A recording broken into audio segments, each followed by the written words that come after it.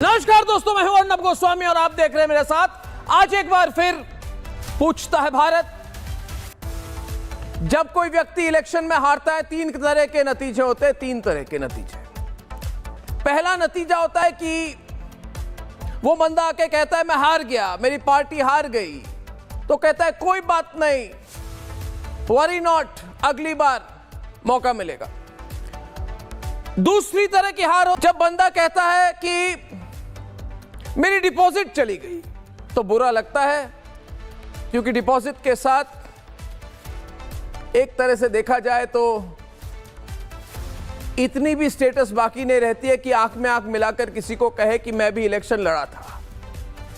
और तीसरी तरह की हार जिसकी एक्सपीरियंस आज उद्धव जी ने करी। उद्धव जी का राजनीतिक सफाया हो गया। उद्धव जी, सच कहो,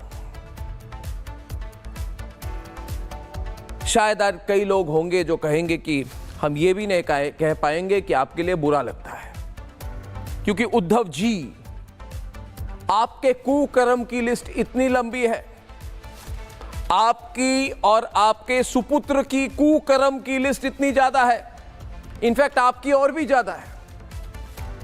और सुनने में आया था उद्धव जी कि आप डरते भी बहुत हो। एक बार मैंने कहा था कि उद्धव जी इतना डरते हैं कि कोई थम्स अप की बोतल खोल दे तो वो भाग जाएंगे वहां से, तो उनको बुरा लगा। उन्होंने कहा मेरी सरकार है, अर्नब को अरेस्ट कर दो। उद्धव जी ने मेरी अरेस्ट की।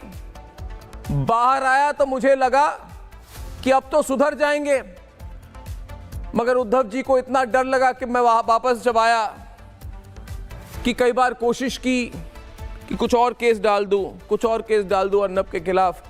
अरे ओ उद्धव जी, कहते हैं कर्म घूम कर आता है। उद्धव जी जैसे करोगे वैसे भरोगे। और आज उद्धव जी की कर्म 360 डिग्री घूमकर सामने है। सब कुछ गया। पहले मुख्यमंत्री की कुर्सी गई, बंगला गया, इज्जत गई, सत्ता गई। अब उद्धव जी, बीएमसी भी गई। अब पैसे कहां से मिलेंगे? वही बीएमसी जिस पर 28 साल की इनकी पार्टी का कब्जा था, क्योंकि बाला साहेब ठाकरे जी को लोग मानते थे। कभी किसी ने सोचा नहीं था कि बाला साहेब ठाकरे जी के बेटे मुस्लिम नेता बनेंगे। खेल खत्म हो गई इनकी, और इनके साथ साथ इनके भाई राज ठाकरे की भी। उद्धव जी, जब आपने बेड़ बबूल के बोए तो उसमें आम कैसे होए? उस पेड़ पर कांटे ही कांटे लगेंगे। और आज उद्धव सेना के ताबूत में आखिरी कील मुंबई की जनता ने ठोक दी है। उद्धव जी, आपकी राजनीतिक करियर ताबूत में है। आखिरी कील मुंबई की जनता ने ठोक दिया है। कहीं गेट आउट, कहीं आपको गेट आउट उद्धव जी। कहां हिंदू हृदय सम्राट बाला साहेब ठाकरे, और कहां इनके बेटे जो आज सिर्फ मुस्लिम लीडर बनना चाहते हैं? उद्धव जी के बुरे कर्मों की इतनी लंबी लिस्ट है, इनके कुकर्म की आज मैं पूरी लिस्ट लेकर आया हूं। यही है वो उद्धव जी जो ले डूबे आज अपनी पार्टी को। दोस्तों, ये यही उद्धव जी है जिनके पालघर के साधुओं की चीख आज भी हर सनातनियों के कान में जिंदा है। और यही वो उद्धव जी है जिन्होंने मुंह नहीं खोला, कहा सोनिया गांधी जी, अंतोनिया दी माइनो जी बचाइए, अर्नब गोस्वामी सवाल पूछ रहा है। ये वो उद्धव जी है। 16 अप्रैल 2020 को जिस तरह से साधुओं की सरेआम पीट पीट कर उनको मौत के घाट उतारा गया, तो कोई भारतीय भूल नहीं सकता है। कोई सनातनी, कोई हिंदू उद्धव जी को कभी माफ नहीं करेगा। और उसके बाद जिस तरह से केस में पर्दा डाला, आरोपियों को बचाया गया, आज खुलकर अर्नब गोस्वामी आपको कह रहा है, उद्धव जी ये पालघर के साधुओं का श्राप है, उद्धव जी ये पालघर के साधुओं का श्राप है, उद्धव जी ये सुशांत सिंह राजपूतों के सके समर्थकों की बद्दुआ है, उद्धव जी ये परमवीर और आपके वो फेवरेट वाले सचिन द ग्रेट वाजे की साजिशों का नतीजा है, जिसके सूत्रधार आप है, आप है, आप है, उद्धव जी। ये उस हनुमान चालीसा को रोकने का नतीजा है, क्योंकि याद होगा आपको, विश्वास नहीं हुआ था लोगों को कि हिंदू हृदय सम्राट बाला साहेब ठाकरे जी के बेटे कहेंगे कि आप हनुमान चालीसा पढ़ नहीं सकते। नवनीत राणा को अरेस्ट कर दिया था उन्होंने। दोस्तों, उद्धव जी को मैं यही कहूंगा कि उद्धव जी आपका खेल खत्म हो चुका है। ये नवनीत राणा को जेल में डालने की सजा आपको मुंबई की जनता ने दी है। ये हिंदुत्व के हितों से हटने का परिणाम है। आज उद्धव जी आप एंटी हिंदू बन गए। शायद आप सब हर समय थे, मगर जो खुलकर आप एंटी हिंदू बन गए। एंटी हिंदू ले डूबा आपको उद्धव जी। ये उन तमाम घोटालों का, तमाम करप्शन की कहानियों का नतीजा है उद्धव जी।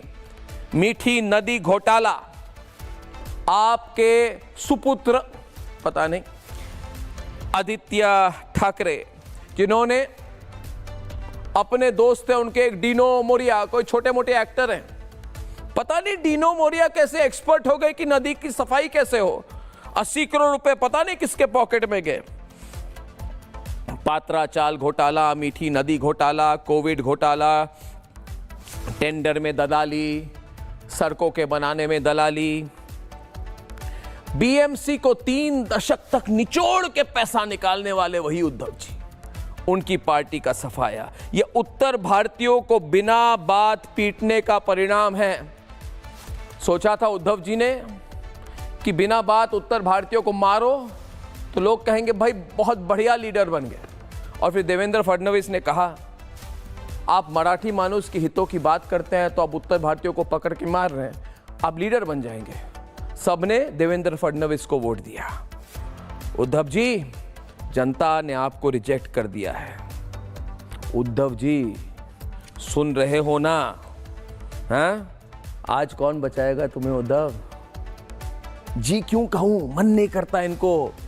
इनके पार्टी वाले कहते थे जी बोलो जी बोलो जी बोलो, तो मैंने ऐसे बोला उद्धव जी, उसको भी बुरा माने। कैसे कहूं भाई, उद्धव जी कहूं?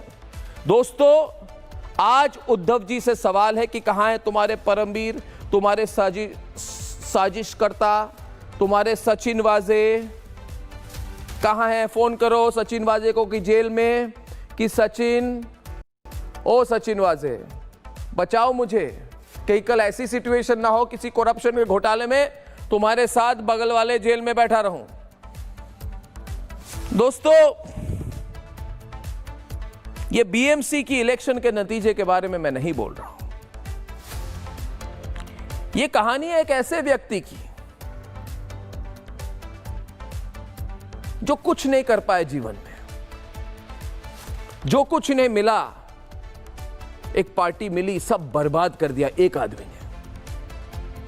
पता नहीं कौन चलाता है ये पार्टी।